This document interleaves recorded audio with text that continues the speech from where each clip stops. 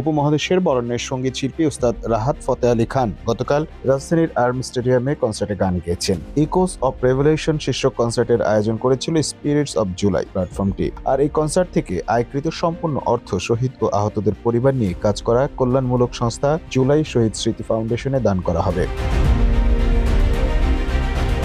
সেখানে সম্পূর্ণ বিনা পারিশ্রমিকে গান গেয়েছেন এই সঙ্গীতের জাদুকর। এই মানবতার একটি দৃষ্টান্ত স্থাপন করলেন এই সঙ্গীত শিল্পী। তবে আগামীকাল বিপিএল এর টি-20 মিউজিক ফেস্টেও গান গাইবেন তিনি। সেখানে কত পারিশ্রমিক নিচ্ছেন রাহাত ফতেহ আলী খান, শনিবার 21 ডিসেম্বর শেরেবাংলা স্টেডিয়ামের বিসিবি কার্যালয়ে অনুষ্ঠিত পরিচালনা পর্ষদের সভা থেকে তথ্য জানা গেছে।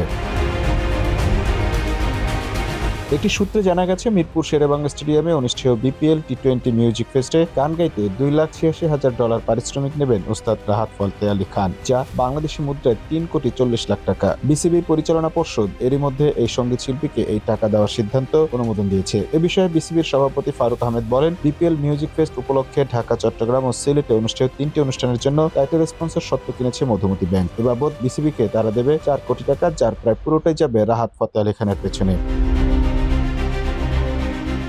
এদিকে কমানো হয়েছে বিপিএল মিউজিক ফেস্টের টিকিটের মূল্য। এই অনুষ্ঠানের জন্য প্ল্যাটিনাম টিকিটের মূল্য 8,000, গোল্ড 6,000, সিলভার 4,000, গ্র্যান্ড স্ট্যান্ড 1,500 ও ক্লাব হাউসের টিকিট 500 টাকা করে ধরা হয়েছে।